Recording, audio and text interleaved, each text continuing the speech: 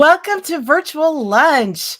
We are back. It is that time again, and it is so good to be here. I know we've got people that are already here joining us. So Silvana is here. It says hello, and I'm going to try that. Oh, well, I see you gave me an out. I get Richard.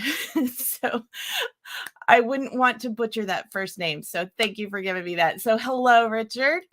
Mel, howdy to you. And Lee is here from Manchester in the UK. So welcome, everybody. So glad that you're here with us today. We are going to go through some fun things. Our theme for today is fun. We want to have more fun in our trade shows, more fun in our everyday work, more fun just all around. I think we've earned it after the last 2 years. Would you say? So I want to go through some different links with you. So first off, I'm going to ask a question and see if anybody can answer. Who knows? Does anybody know who Frederick Law Olmstead is? The trivia quiz time. I'm going to share with you. I will tell you in the meantime, while we're waiting to see if anybody knows who he is. It's his 200th. It would be his 200th birthday this month. So there is some celebrating going on, and I don't see anybody who's weighed in with a guess yet. So I will tell you who Frederick Law Olmstead is. Oh, Savannah says she absolutely agrees that we need more fun. Yes. So Frederick Law Olmstead is the man or one of who designed Central Park in New York. He was a famous landscape architect. He also did the Biltmore Estate. He also did, designed the U.S. Capitol grounds and a number of other things. And so I've got a link, and actually my husband, Alan, who's usually helping me, he's actually doing some things behind the scenes. So we can't get that link up there just yet, but we will share it with you in just a minute. But I've got a link of different places around the country that Frederick Law Olmstead designed. So Jim said he's not heard of him. And I guess, Jim, you're not alone because nobody weighed in with a guess. So anyway, but it's very cool. He did some beautiful, beautiful work, and people are still enjoying the parks. And so, I highly encourage you. It's that time of year. Get out there. If you're close to where one of these places are, or if you have the opportunity to go, I highly encourage you to go see. So anyway, so that is the first one. The second link that I want to share is somebody else who another famous person with a birthday this month, and that is Shakespeare. Now, he's much older than 200. But anyway, so Shakespeare also has a birthday. There's a little bit of discussion. They can't quite decide on which is his actual birthday, but it could be today or it could have been last weekend. But anyway, so Shakespeare. I actually did a post. Oh, here is the link for the Frederick Law Olmstead parks. I actually did a post a few years ago about Shakespeare and what Shakespeare's advice to exhibitors might have been. And so it's kind of fun taking lines from the various plays and how it applies to exhibiting. So you may want to go check that out. Jim says that Olmstead really has an impressive resume. Yes, he does. He has some really cool places that he designed. Okay, so next up is, again, keeping with our theme of fun, we have a Pizza Hut did a bus for college students for finals week. And so they created this bus. They call it the struggle bus, which I don't really know. I mean, I don't have a kid in college. I'm, beyond that age myself. So I wasn't familiar with the term struggle bus. Maybe you've heard that. I guess people saying, we're on the struggle bus. But anyway, so that's what they call it. But they designed this bus and took it to some college campuses this spring for finals week. And they have napping beds complete with pizza looking blankets and stuff, and then sampling and selfie stations. But what I want you to think about with this, and I always share all kinds of creative, unusual ideas. So think about how you could take this kind of thing and translate it to your booth. Can you do, selfie stations? That's something that's easy. How can you create a selfie station that's something fun and different? But just taking the whole idea, I mean, they took pizza and made a napping bus out of it. So anyway, Mel shared a link that Olmstead actually did a park in Portland as well. So there you go. Local connection for you, Mel. And Savannah says that Google says that Shakespeare's actual birthday is today. So we'll go with that. All right. So next up is you may be familiar with Coachella, the big music festival that just happened over the last 2 weekends. But Leis potato chips did a huge participation in the Coachella festival. And they call it the potatoes. Potato domes. I don't know how you say it. But anyway, they had those giant domes, and then they served a 4-course meal, of course, featuring potato chips. So you'll just have to go see the article in order to know what that was all about. But they also had, for the different stations, they call them speakeasy spuds. So again, thinking about how can you take something, something as generic and everyday as potato chips. Hold on just a second here. Alan's got a message for me. Okay. All right. So anyway, behind the scenes production here, you get to see it all. Anyway, so where was I? What was I saying? I have no idea. It's one of those days, and you'll find out a little more in a moment. So the speakeasy spud station. So, taking something as generic as a potato chip and framing it in a fun and different and unique way. And Jim says he loves the Pizza Hut example, really thinking outside the box. Ha, outside the pizza box, right? Really good. Okay. Next up is a little bit different twist here. We've talked in Virtual Lunch, we've talked in the past about AI and, doing things, more techie kind of things. Chili's, and I'll be interested here. I really want you to weigh in the comments with this. Chili's is debuting who they call Rita the robot. And so Rita is going to be able to escort guests to their table. She's going to be able to deliver food. There's a little tray on top of her head, I guess you would say. And she even can sing happy birthday to the guests. So yeah, it's different. So anyway, so Rita the robot is going to be debuting at certain Chili's restaurants. So, and here is the link for that. So I want to know, what do you think? Do you think having a robot in your booth, maybe to greet people? What do you think? Oh, no, that was the wrong one. That was the Coachella one. I'm showing the wrong links here. Anyway, so that was the Coachella link for the Leis potato domes. Here is the one for the Chili's.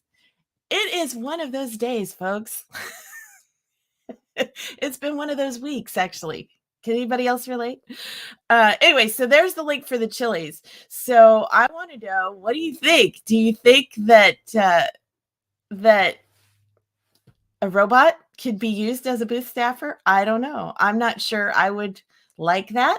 But and Mel, of course, is weighing in on some things. Spud Stadium. And Savannah says Coachella potatoes. Mel says Chip Coliseum. Mel is always good for a pun. So anyway, that is the next one. Okay, now a little bit more serious, but not too serious here. A few months ago we had Sam Horn was our guest and talked about choosing the right things to say. She has a new article that she just posted on LinkedIn about how business is personal. And I think that this is so important because a lot of times people go, well, it's not personal, it's just business. But business is personal. We are in a people business, especially in the trade show world. We are in a people business. We need to relate to people. And part of what's in her article is phrases to use to make better connections with people. And so I think that, thinking from this from a booth staff perspective, how could you use some of these phrases and really, relate better to people in the trade show world? Oh, Savannah, I'm glad you brought that up, Savannah. Yeah, the Rita the robot did remind me of the housemaid from Jetsons. I'm not sure I'm really ready for that. Jim says robots can be extremely cool. I applaud Chili's to be first to the game. Not a huge fan of replacing humans, but with staffing issues, it could be a game changer. Yeah, it'll be interesting to see how this goes over and what the response from the patrons is to Rita. It'd be interesting how much personality they gave her if she's just literally robotic and just, can I take your order, please? Or, how personable she is. So I think that'll be a big key. All right. So our next thing, and I know Rama is not here with us today. She wasn't able to make it, but I did want to, since our theme is fun, Rama recently shared a lot of great ideas in her newsletter for summer fun. So if you're looking for promotional products, customer gifts, things you can give away in your booth that are fun, this is a great link to go check out.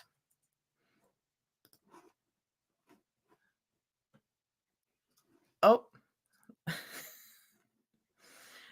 I don't see the link there yet, but anyway, she has ideas for, some fun games and things like that. And then also, so of course, being from Kansas City, I love the idea of some great barbecue related gifts.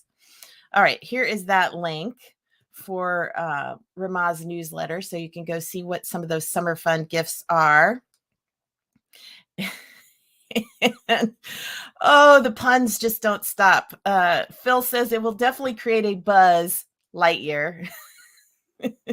So yeah, we are in for a whole brave new world, aren't we? With all the AI and the tech and the robots, it'll be interesting to see what life brings over these next few years. So, all right. Well, I am going to bring on our guest today and introduce him because I know everybody's very excited to hear how to have more fun in your booth and create a buzz. So I would like to introduce you to Dr. Bob Nelson, advocate for employee recognition and engagement worldwide. He sold over 5 million books on these topics, including 1,501 ways to reward employees, 1,001 ways to energize employees, 1,001 ways to engage employees, and his latest book, Work Made Fun Gets Done, Easy Ways to Boost Energy, Morale, and Results. Dr. Bob has been featured extensively in the national and international media, including the New York Times, the Wall Street Journal, CNN, NPR, and all the other major networks about how to best motivate today's employees. He's presented on 6 continents and worked with 80% of the Fortune 500 companies. We are so honored to welcome the guru of thank you, Dr. Bob Nelson. Welcome to Virtual Lunch. Well, thanks for having me. Sounds like a fun conversation y'all were having there. Well, that's the whole theme of the day. We decided to make it all about fun because that is your thing. Work made fun gets done. Yes. And you gotta have a buzz to get people to come to the booth. There's no doubt about it. Yes. Well, let's start out and talk a little bit about some of the, I know you have literally thousands of ideas that you share in your books of ways to make things more fun and draw people in. But what are some of your ideas for specifically in the trade show world, some examples you could share of things that make it more fun on the show floor? Well, absolutely. To have a draw, I think you need to think beyond the bowl of candy, which Right. that's kind of almost obligated to do something like that. But you have to give people a reason to come to the booth. And I personally, my preference is to, if possible, to tie into the the business of your services that you're offering. And one way to do that I've done a lot of, that's worked really well, is as an author to be in someone's booth to sign books that ideally relate to the your brand and the topic of the services. I've done some. I've gone to some trade shows. Often I'm speaking or doing the keynote, but I actually have gone to some where I've only gone there to sign books, and I will just look at who the sponsors are and who the exhibitors are, and just contact a few and say, hey, would you like to have me in your booth? And I've had really good success with that, and people love it. A lot of Mm-hmm. people. There's a lot of people who've never met an author and never gotten a Right. signed book, and so it is something special. And um, I when I do it right, I'll get stickers made up, gold stickers, compliments of, and the firm's name Mm-hmm. that I put on the cover of the book, and then of course they can have marketing inserted. But the idea is to have a draw. So I did one conference where I did that in 7 different booths, and just spent my whole Oh, time wow. just doing that. And I had a minimum, I think it was like 100 copies that people had to buy at a discount of one of my books. And I've got 31, so it's easy to find something that fits, and especially since everybody needs motivated employees, so all my books relate to that topic of how to get more from employees, how to attract them to the company, and how to hold on to them. So where that has makes sense, I find that works very well. And I've some conferences I've had 800 people line up to get a signed book. Wow. And what I find is humorous is that the booth, besides the booth I'm in, often they'll go to the conference manager, and they'll either say one of two things. So either say, they'll complain, this booth next to us is blocking all our traffic, and protest, or they'll say, wherever this booth is next conference, I want to be next to him, because I can't believe we've got everyone there, a captive audience. We're talking to them in the line, and so is the glass half empty or half full? It's how you look at it. But Well, exactly, exactly, and that's the thing. It's like making use of that line, whether you are the booth that's hosting it or you're the booth that has the traffic coming by, making the most of it. The book signings, yeah, I've definitely seen that many times. you've done that, yes. I've been the featured attraction as well, and it It's is kind of always fun to fun, have people isn't it? come up and go, "Oh, you're an author. Would you sign my book?" So Yeah. yeah, they are pretty impressed. I actually remember at one of my clients' shows, I was just casually walking down the aisle. The show floor had just opened, and I was just walking down the aisle. All of a sudden, these 2 ladies just about run me over, tote bags flinging and everything. And they're like just zooming to the back of the hall. And I thought, what in the world is the attraction? And so I wandered back that way. And there was, like you said, there was a line of probably 40 or 50 people in a booth. And I had no idea who the author was, but obviously he was a big draw to that audience because they were lining up for him. So I think in any industry, there's always an author that you can find that would be relevant to your audience, that people would be interested in. So that Absolutely. And then if you have that, you got, and if they're speaking at the conference, that's added mileage, because they can reference yes. it from the platform and say, hey, and if you want to get my book, it's going to be, Sally, raise your hand again. Sally is going to be at booth 1403, and great company that they purchased copies for me to sign for you all. So you can help you know, to spur the audience. If and then also I find it helps because sometimes I've done that and people just expect because I'm in the booth that's going to attract people. You got to let people know the author's going to be there. So Exactly. in the daily program or you know, I've send everyone a postcard beforehand. Bring this card to the booth to get your book. If you do that, then the results are many times higher. Or at the very least, you have a sign in the booth that says author will be here at these times. You know, Right. for those that do just drift by, but just relying on people to walk by is less advantageous than to actually market it in some way. And Yeah. Well, let's talk about, do you have some other examples of some ways to gamify either, at the booth or like you said, leading up to getting people excited about coming to the booth, some very clever ideas that you've seen clients do. and I think that's really important because a lot of people that go to events, they plan the event in advance if it's a big event and who they want to get to, and so they will actually Exactly. look over and read over everything. And if in your description you're saying that we're offering this or we're featuring an author or we're doing a giveaway on such and such, that will people will map their day around that. So that's good. And ideally, as I said, it's best if it fits to your services in some way. So if it relates in some way, then that's even better because then it's making the connection. You can and other people have seen this too. I had a sponsor that hosted a adoption group from the community. It was, I don't know if it was puppies or kittens, but whatever it was, it really worked well. People, just a stress relief, and so they'd come and they'd hang out, and of course they'd chat them up. So I think that you could do fun stuff. Of course, I always think having a massage chair is a great investment because people are, they're walking around there and they're not used to walking around on the feet all day, and so they are kind of the feet are sore and they're kind of dragging. So that's a nice thing. Again, that doesn't typically relate to unless it's a wellness service that you have. But I think that's a good thing as well.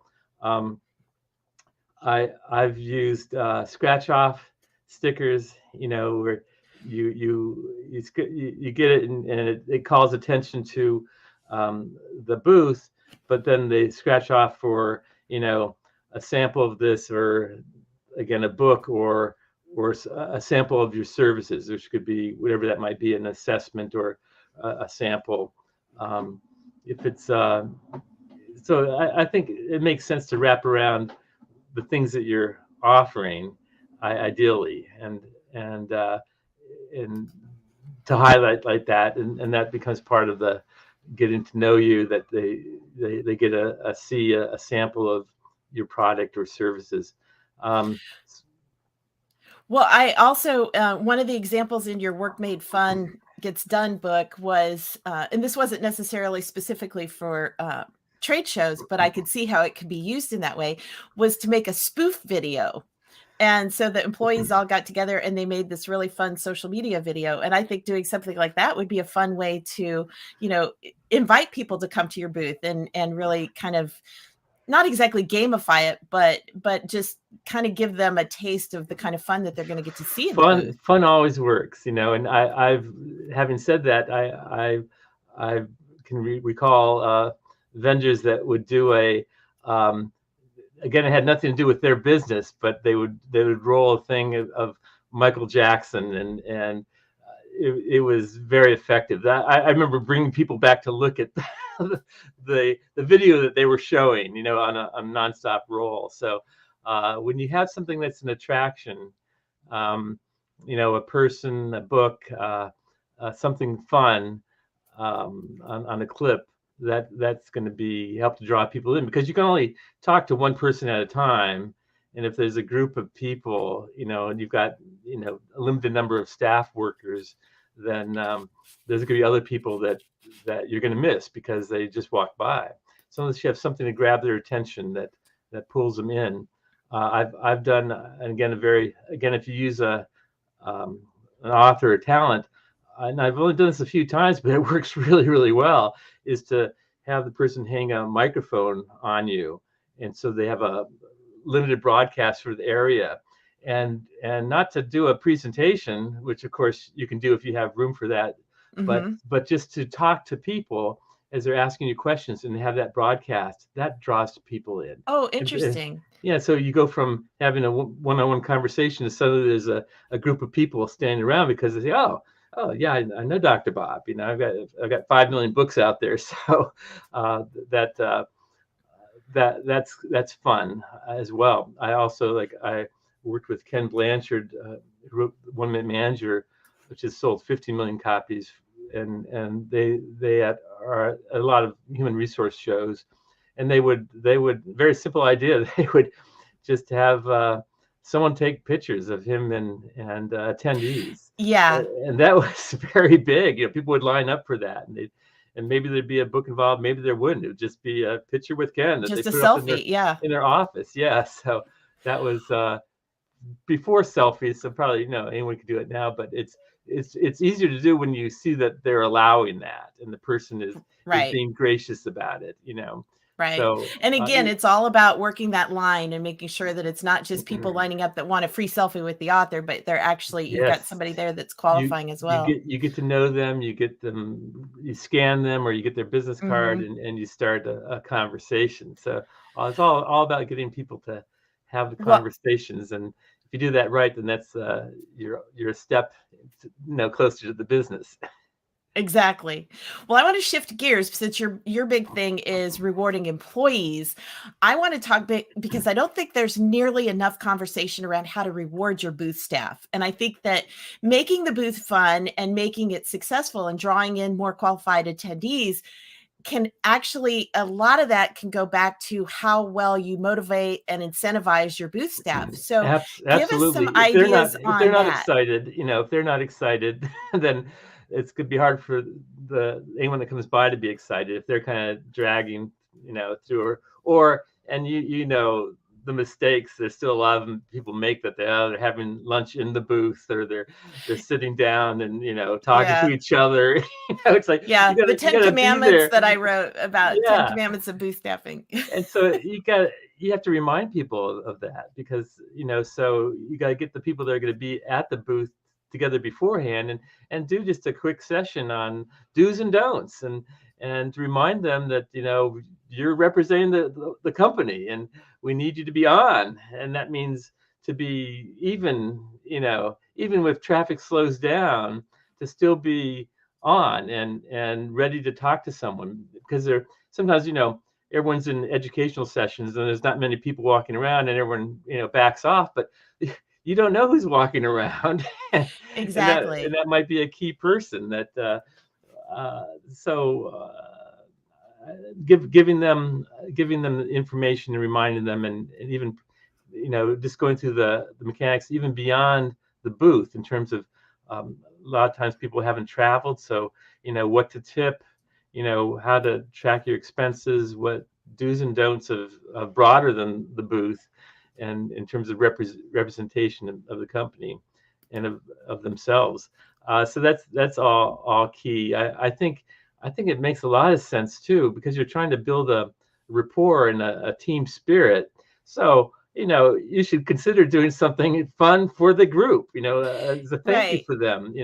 Like beforehand or afterhand or back with the rest of the staff where they can report out. I worked at a company, and if I ever sent someone to attend the conference, I had them.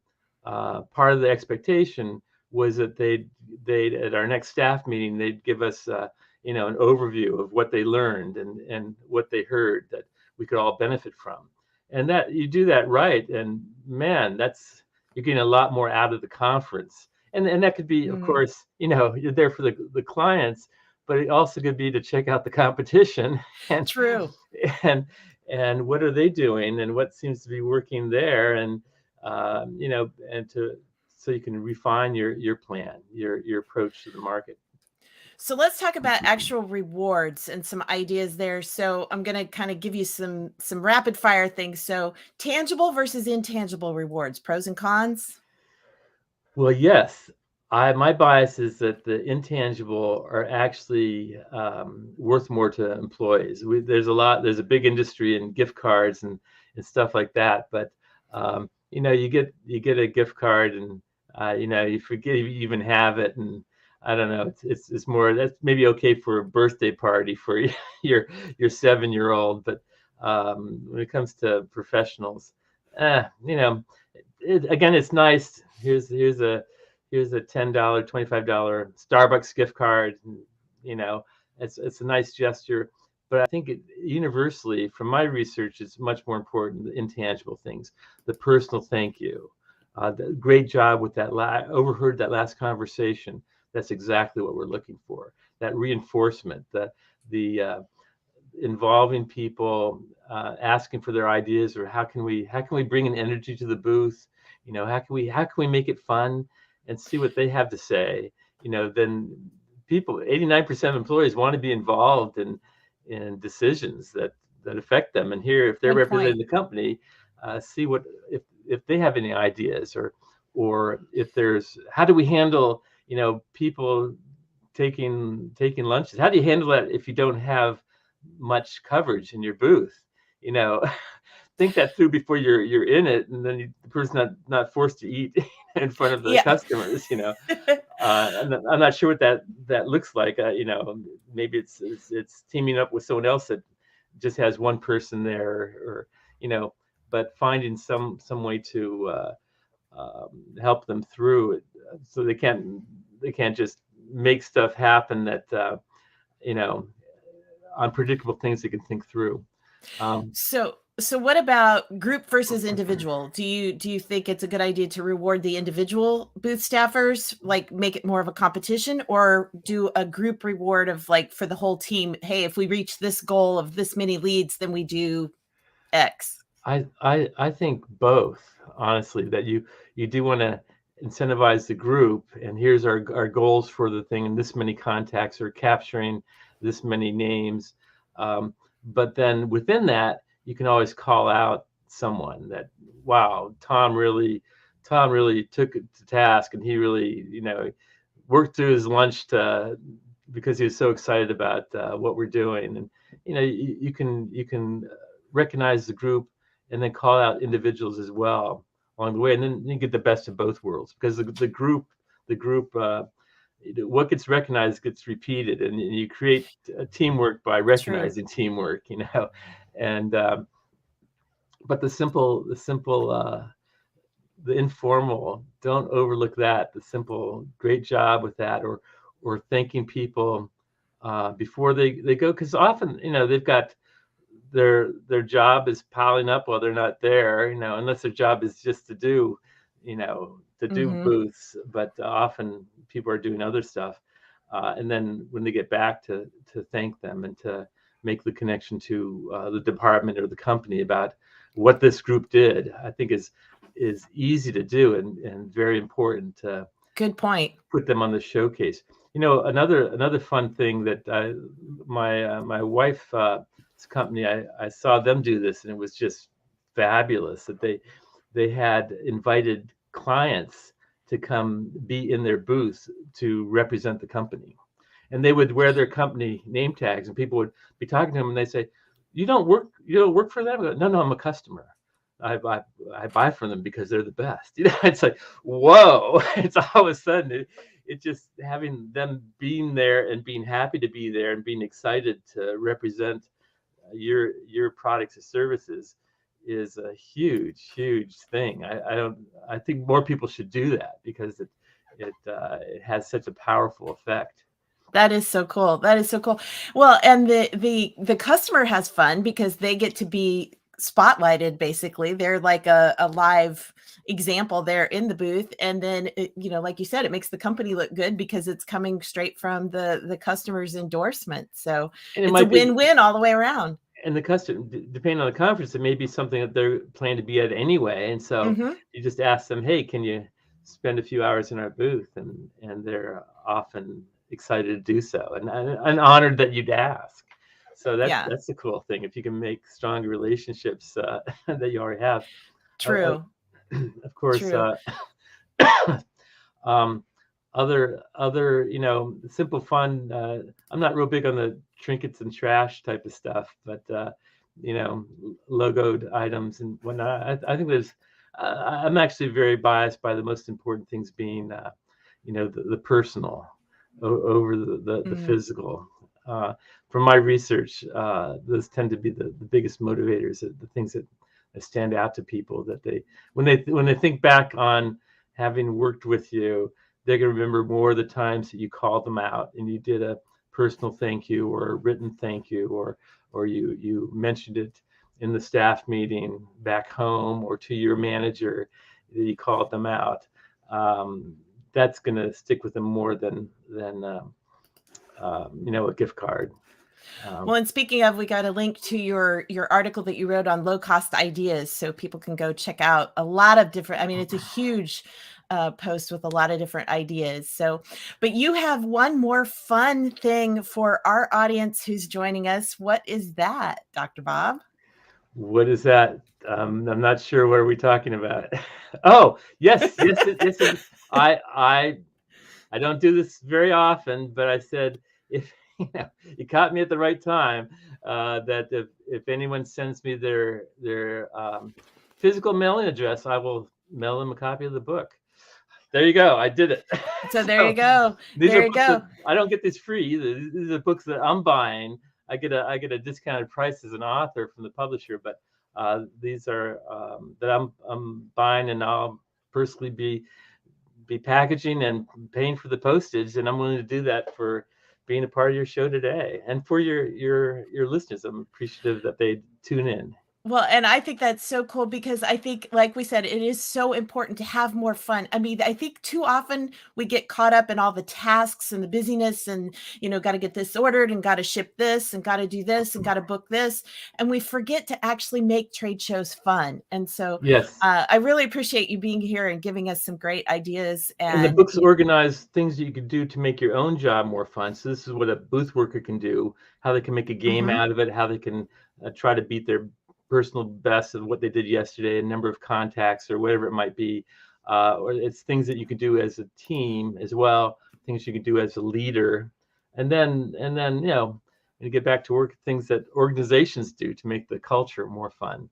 And we have a testimonial here from Victoria. She says she has Dr. Bob's book and he really sends it, she says. So she's already a fan. So thank you so much for being here today.